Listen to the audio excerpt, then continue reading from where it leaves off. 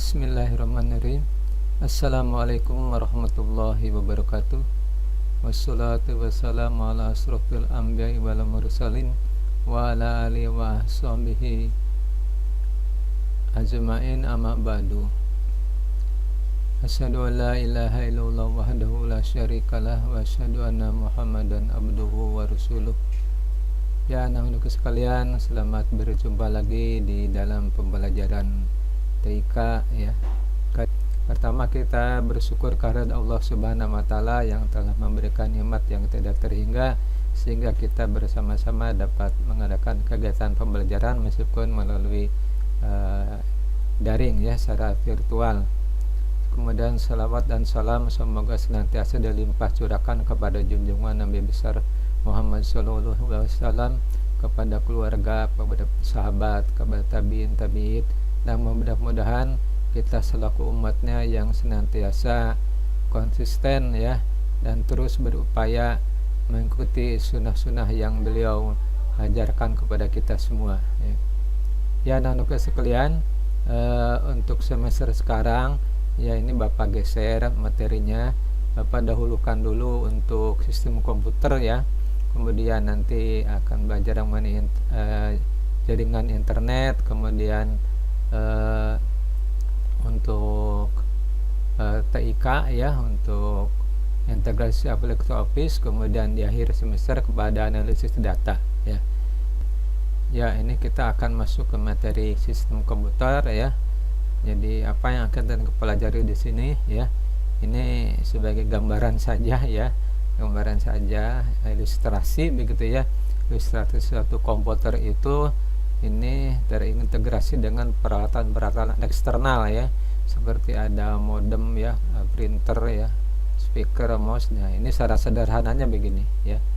Tapi yang akan kita pelajari di sini adalah ya materinya komputer dan komponen penyusunnya, kolaborasi dalam sistem komputer, serta interaksi manusia dan komputer ya. Dan kemudian juga membahas sistem operasi ya. Nah, kita akan memulai pembahasannya dengan apa itu sistem komputer. Jadi harapan siswa mampu mendeskripsikan komputer dan komponen penyusunnya, mekanisme internal yang terjadi pada interaksi antar perangkat keras, perangkat lunak, dan pengguna, serta berbagai bentuk interaksi manusia dan komputer. Nah, kemudian siswa mampu menjelaskan fungsi sistem operasi dan mensimulasikan salah satu fungsi sistem operasi ya. Lanjut. Nah, komputer dan komponen penyusunnya ya, ini kita telah maklum semua ya. Secara definisi, komputer itu adalah peralatan elektronik yang menerima masukan data ya, mengolah data dan memberikan hasil keluaran dalam bentuk informasi, baik itu berupa gambar, teks, suara, atau video. Nah, ini gambarannya, deskripsinya seperti ini ya. Jadi ada tiga bagian ya, tiga bagian. Pertama adalah alat-alat input. Ini adalah yang akan memasukkan data ke komputer, kemudian diproses dalam processing unit ya, ini atau dikatakan CPU, Central Processing Unit. Kemudian akan dihasilkan ya, dihasilkan.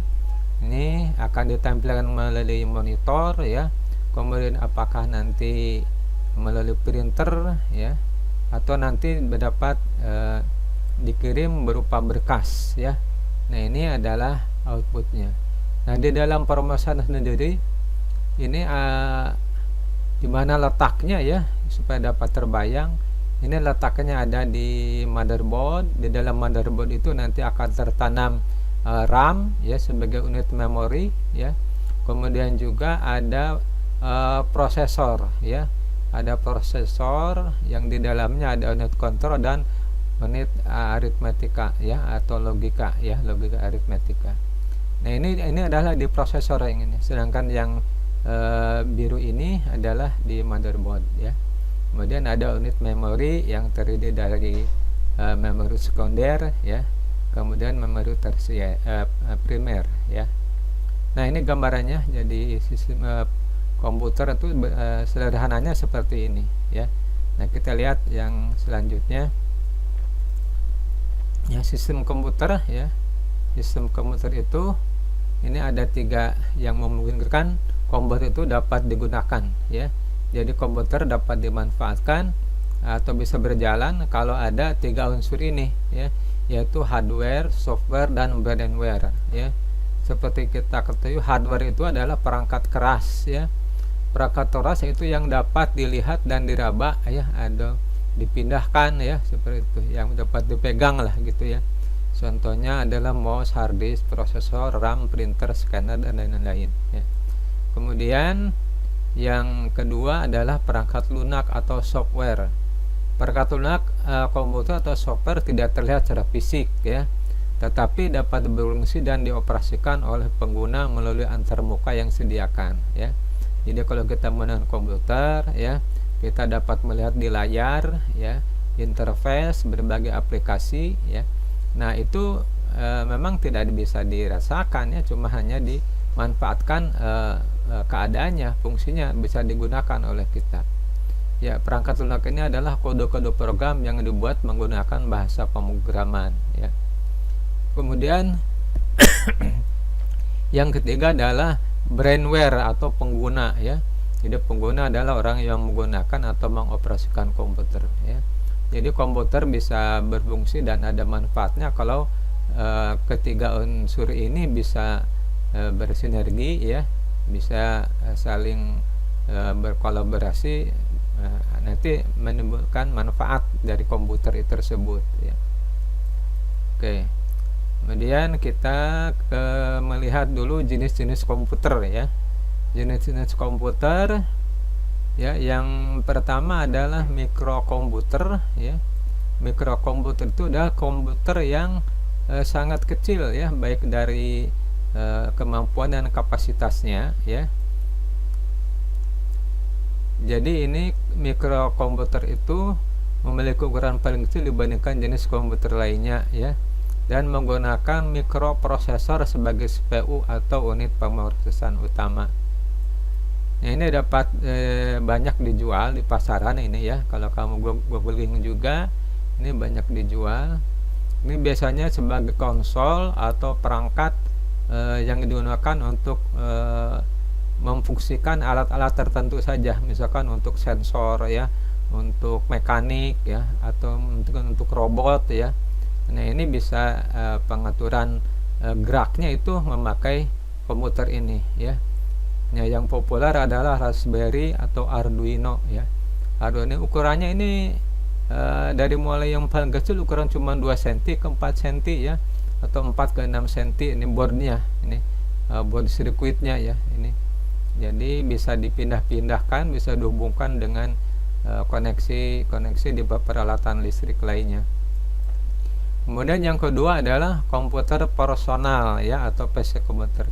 Ini yang sering kita gunakan sehari-hari ya, desktop itu ya yang digunakan. Ini standalone ya, sifatnya di standalone, berdiri sendiri. Ini digunakan biasanya penggunaan untuk pribadi ya, tidak terhubung dengan jaringan ya. Ini awalnya begitu ya. Nah, kemudian yang kedua adalah ketiga mini PC, mini personal komputer. Nah, ini lebih besar dari personal komputer ya, mini PC ini ya, lebih besar. Jadi ini biasanya dipakai untuk perusahaan-perusahaan kecil, industri kecil, UMKM, KUD misalkan ya, koperasi ya, atau bank-bank kecil. Ini digunakan memakai komputer PC. Biasanya ini untuk penyimpanan data ya, penyimpanan data nasabah misalkan, atau data keuangan ya. Nah, ini digunakan mini personal komputer. Nah, kemudian yang lebih tinggi dari mini PC adalah mini komputer. Ini digunakan untuk perusahaan-perusahaan menengah yang lebih besar dari perusahaan pengguna mini personal komputer ya. Jadi biasanya ini sudah bisa dipakai sebagai server yang melayani klien ya. Nah, kemudian ada lagi komputer mainframe ya. Ini sudah lebih besar ya, kemampuannya lebih luas ya. Kemudian instruksinya bisa miliaran per detik, ini miliaran instruksi per detik ya, digunakan untuk perusahaan-perusahaan lebih besar ya, seperti perusahaan itu apa, mungkin Indomaret ya, kemudian bank ya, ini digunakan mainframe ya, seperti untuk perusahaan-perusahaan nasional ya, mempunyai cabang di beberapa tempat, itu biasanya menggunakan mainframe ya. Nah, kemudian ada lagi superkomputer ya. Superkomputer ini yang luar biasa besarnya ya. Bahkan instruksinya per detik bisa mencapai triliunan perintah dalam satu detik secara bersamaan. Nah, ini biasanya digunakan oleh lembaga-lembaga internasional seperti NASA ya, untuk menerbangkan roket keluar angkasa. Itu dipakainya adalah superkomputer ya. Nah, itulah gambaran jenis-jenis dari komputer ya, dilihat dari besaran kapasitas dan kemampuannya ya.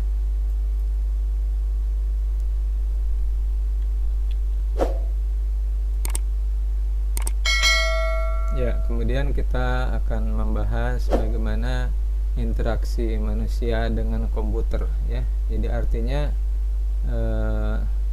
bagaimana cara berinteraksi orang dengan komputer ya. Nah, pertama itu berbasis graphical user interface, jadi memakai aplikasi grafis ya. Jadi antara muka yang menggunakan menu grafis untuk memudahkan pengguna berinteraksi dengan komputer ya.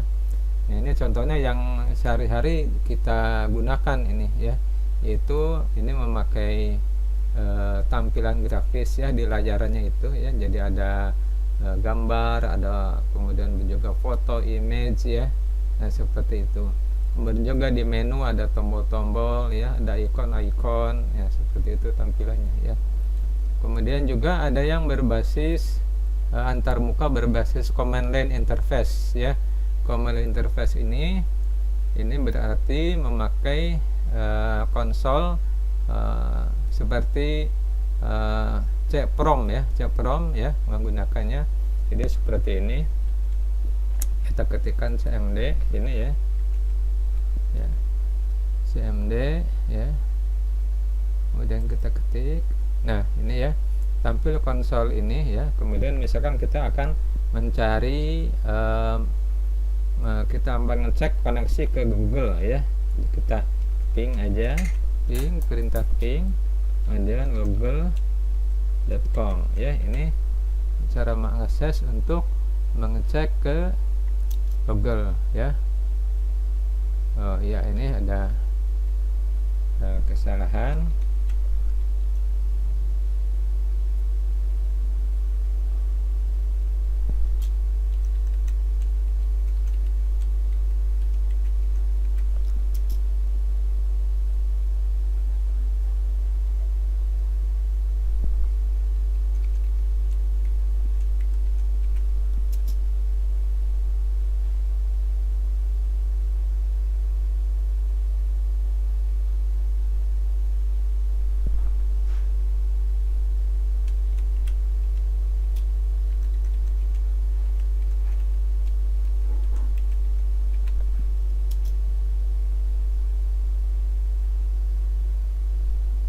Oh ya, ini maaf, ini belum diaktifkan ya.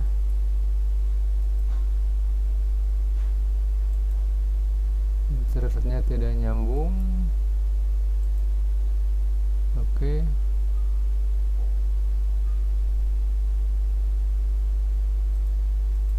Nah, ya, kita ulangi.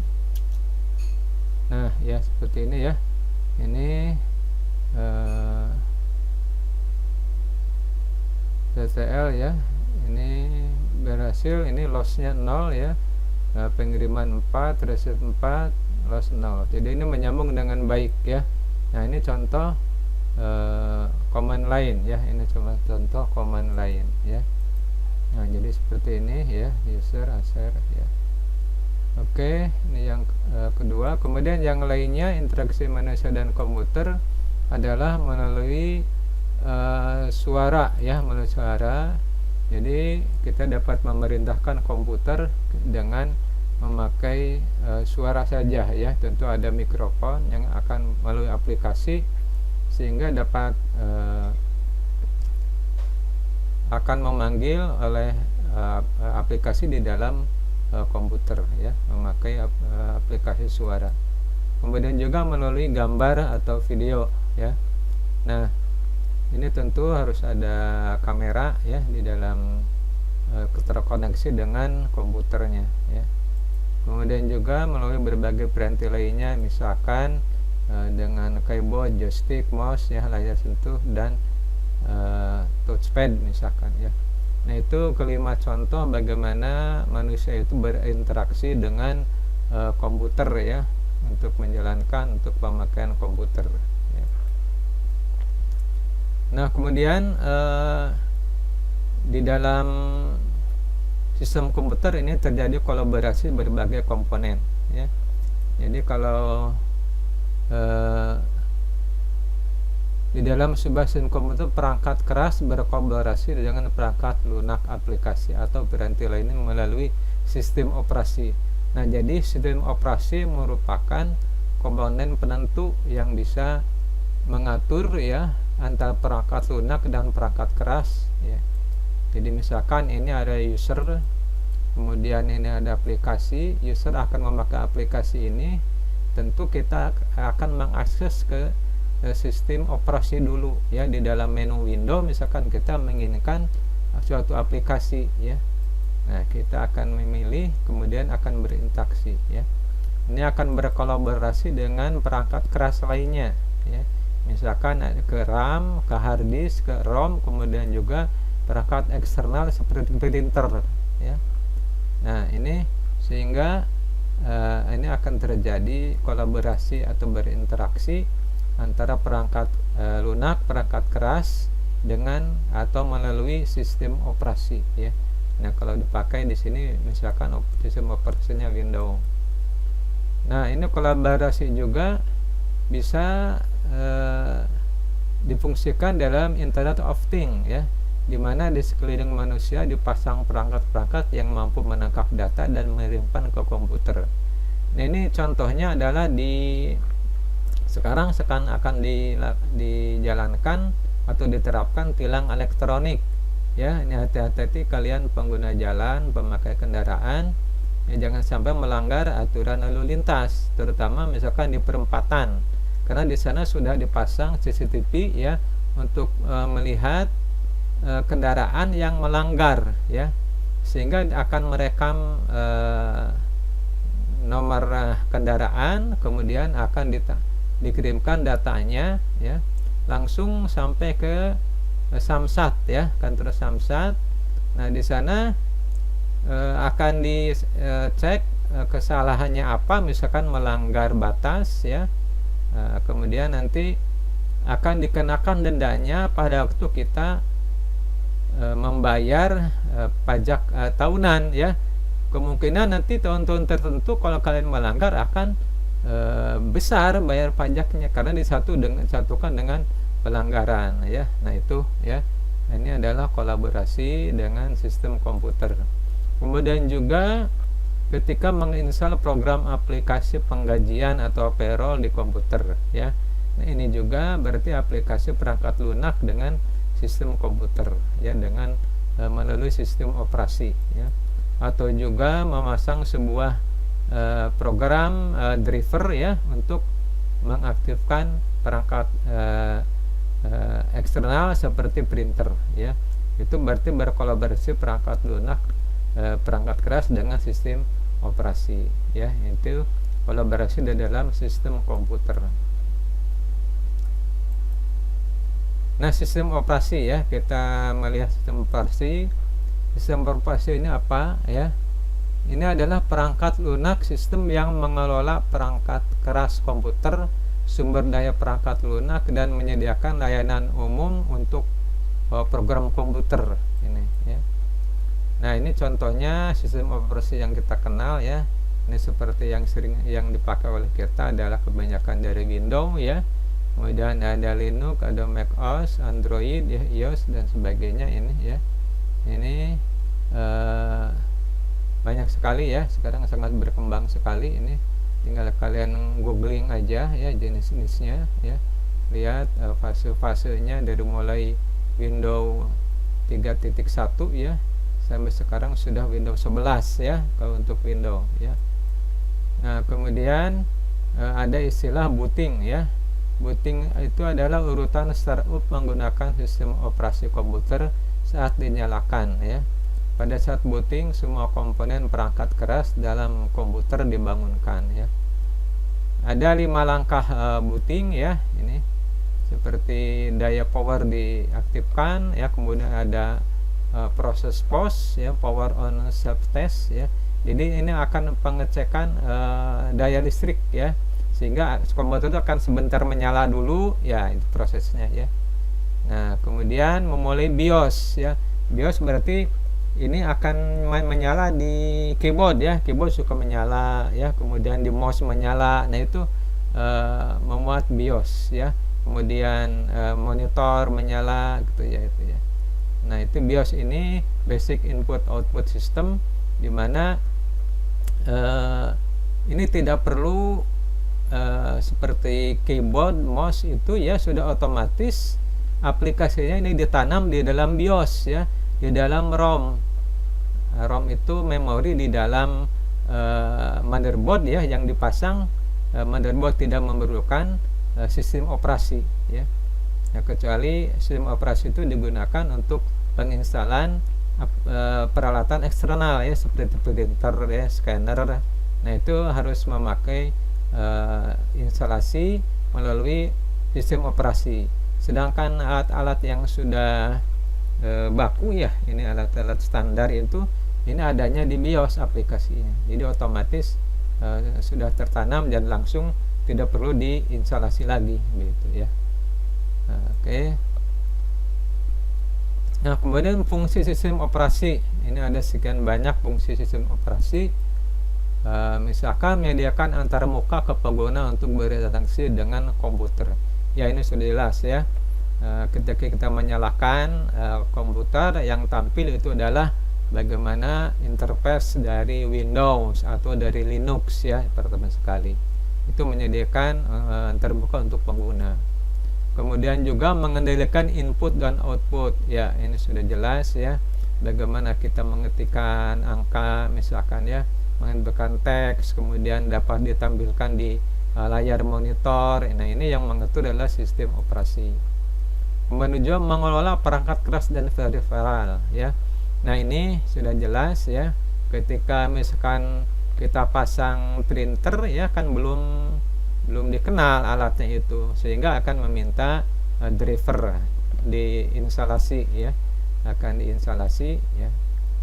Kemudian juga peripheral yang lainnya, misalkan ada VGA card atau sound card ya, ini dipasang di motherboard, tentu ini harus dikenali oleh sistem operasi.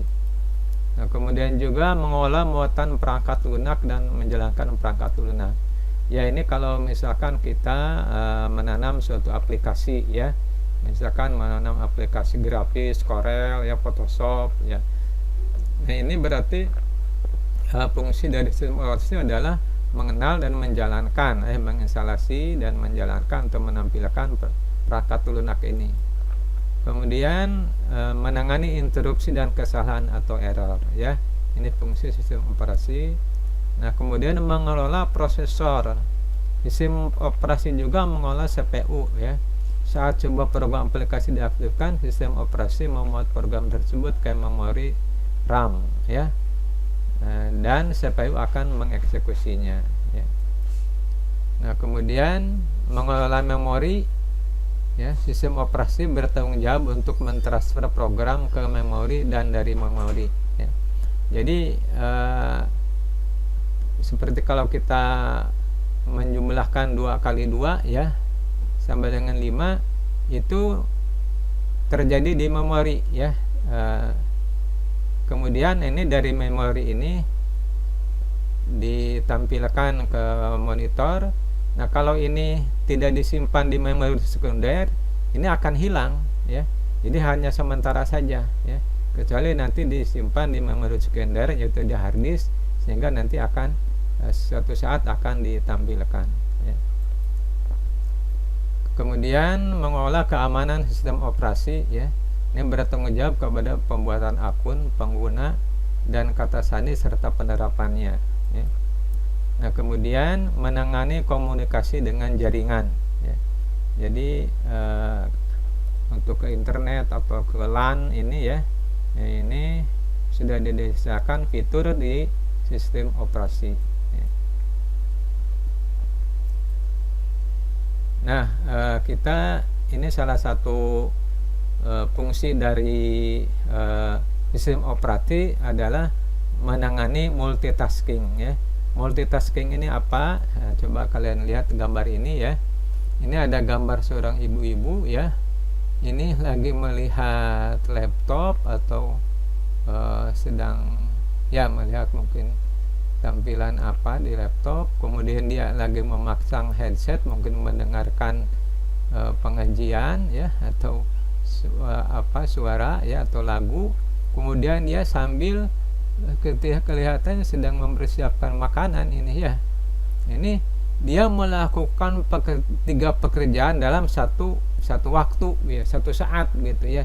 Jadi ya mendengar musik, melihat tayangan di laptop, dia mungkin mengolah makanan. Nah, itu adalah multitasking di dalam kegiatan sehari-hari ya. Dan multitasking yang dibahas di sini adalah multitasking dalam sistem operasi. Nah, pernah kalian membuka suatu layar monitor ya, ketika kalian menampilkan browser, kemudian menampilkan juga kalkulator, kemudian menampilkan aplikasi grafis game ini ya, aplikasi grafis, kemudian menampilkan aplikasi audio ya, audio atau video, juga menampilkan command line prompt ini. Berarti ini 1 2 3 4 5 ya, sekaligus ditampilkan. Nah, ini adalah multitasking di dalam sebuah komputer ya. Jadi satu saat ini menampilkan beberapa aplikasi sekaligus ya. Nah, ini bagaimana komputer itu bekerja sehingga semua bisa tampil. Nah, ini ada sistem operasi dapat melakukan multitasking dengan menjalankan algoritma round robin ya, istilahnya itu ya. Jadi ada pengantrian. Jadi sebetulnya komputer mengeksekusi itu cuma satu kali instruksi. Nah, bagaimana sekarang kalau beberapa instruksi sekaligus ya dijalankan ya. Tetapi yang kita lihat ini sebetulnya tidak terjadi seperti itu. Itu karena saking cepatnya instruksi itu dijalankan. Jadi mungkin 1 detik 1000 ya per detik bagi 1000 ya, mungkin kecepatannya itu ya. Nah, round robin ialah salah satu algoritma yang digunakan oleh penjadwalan proses atau prosedur dalam sebuah sistem operasi ya. Pada algoritma round robin ditentukan suatu slot waktu time slice yang akan dialokasikan ke setiap proses dalam porsi yang sama dalam urutan melingkar, menangani semua proses tanpa prioritas ya. Jadi akan tidak ada yang didahulukan, ini akan dibagi adil sesuai dengan slot waktunya berapa ya. Itu. Jadi kalau sudah slot waktu terpenuhi, dia akan digeser oleh antrian yang lain gitu ya. Instruksi yang lain maksudnya ya. Nah, ini dapat dijelaskan seperti ini ya. Ya, misalkan jika slot waktunya 100 detik ya, atau milisekon ya. Dan job 1 membutuhkan total waktu 250 milisekon untuk menyelesaikannya. Penjadwalan round robin akan menangguhkan pekerjaan setelah 100 milisekon dan memberikan waktu pada pekerjaan lain di CPU ya. Nah, ini kalau ada job 2 misalkan yang datang ya, begitu nanti akan diisi dulu oleh job 2, nanti job 1-nya antri lagi gitu ya. Ini dapat diselesaikan dulu sementara begini urutannya ya. Jadi setelah pekerjaan lain memiliki bagian yang sama, masing-masing 100 milisekon, job 1 akan mendapatkan alokasi CPU lain dan siklus akan berulang gitu ya. Nah, proses ini berlanjut sehingga pekerjaan selesai dan tidak membutuhkan waktu lagi di CPU Jadi misalkan ini ada batas dari slotnya, misalkan 100 milisekonan, ini jadi ada 300 ini. Kemudian jobnya cuma 250. Ya, jadi job 1 membutuhkan 250 untuk dapat diselesaikan dengan slot 100 milisekon, alokasi pertama 100 milisekon. Nah, jadi ini slot ke-1 ini ya. 100 milisekon ya. Sedangkan jobnya kan 250. Jadi ini kalau tidak ada yang ngantri, ini akan diteruskan 100 lagi. 100 yang kedua 100 ya.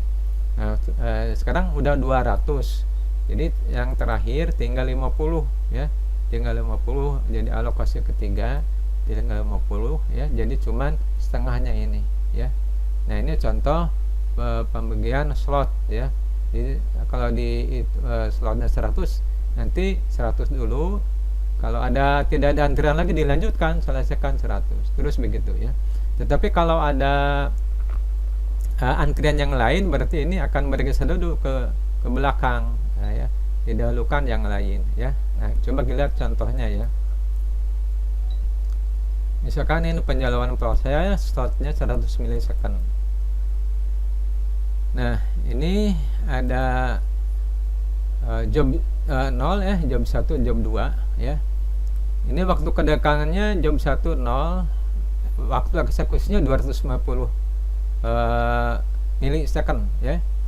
Kemudian P1 datang pada waktu 50 setelah berjalan 50 sekon ya. Waktu eksekusi ini 180. Nah, kemudian P2 datang setelah 120 milisekon. Nah, ini waktu eksekusinya 150 ya. Nah, kalau direkap ini jumlahnya 180 ya. Nah, yang pertama kita membuat tabel ya untuk membuat algoritmanya. Ini ada urutan waktu ya.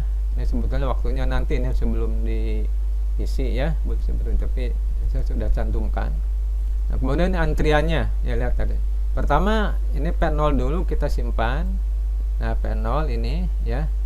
Nah, ini berarti kalau dari 0 sampai ini 50 ya, baru 50, sedangkan ini perlunya 250 ya. Nah, ini dilanjutkan karena kan 100 ya. 100 milisekon. Nah, sampai 100 ini sampai 100 segini ya. Tapi pada kedatangan P1 datang pada waktu 50 ya. Jadi 50 di sini datang P1 ya. Nah, karena slotnya 100, maka ini tidak dilanjutkan ya.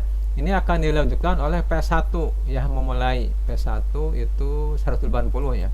Nah, P1 180 berarti ini mundur ke belakang. Mundur ke belakang. Nah, itu ya. Mundur ke belakang. Nah, kemudian P1 ini berlanjut ya. P1 ini dari 100 ya. Ini sampai 200 ya. Sampai 200. Sedangkan pada waktu 120 datang P2. Datang P2. Nah, jadi susunannya ke sini P2 ya. Nah, ini P1 sudah 100 ya. Karena slotnya 100, jadi dia berhenti, dia memberikan kesempatan antrian berikutnya ya, yaitu P0 masuk lagi ya.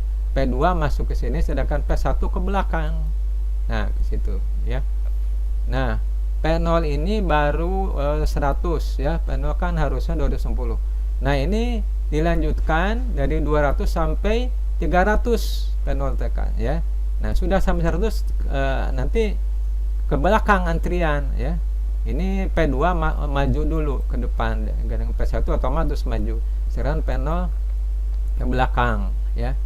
Nah, P2 berapa? P2 itu 150 ya. Nah, P2 dari 300 sampai 400 ya. 400 ya. Sudah, jadi nanti bergeser lagi. Sekarang beri kesempatan untuk P1 masuk ya. Kemudian P0 juga masuk, P2 ke belakang lagi ya.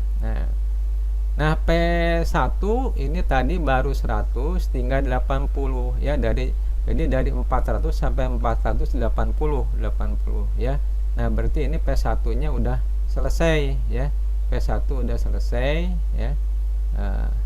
Kemudian P1 udah selesai nanti. Nah, tinggal ini bergerak P2 masuk dalam. P2 udah berapa nih? P2 P0 ya, P0 pertama 100, kemudian ini 100 lagi 200, tinggal 50 ya. Jadi dari 480 ya, ini ditambah 50 jadi sampai 530 ya, sampai 530. Nah kemudian tinggal P2 udah 100, jadi tinggal 50 ya. Jadi dari 530 ditambah berapa ini P2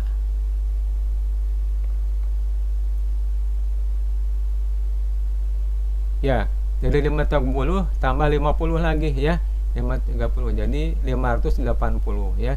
Jadi waktunya sama tetap ya, tapi ini berdasarkan schedule ya, proses penjabaran proses seperti ini, urut-urutannya berapa dan kapan selesainya dari job prosesnya tersebut ya. Nah itulah ya, ini kita yang harus membuat ini tuh ya, penjabaran prosesnya itu harus dipahami ya seperti ini.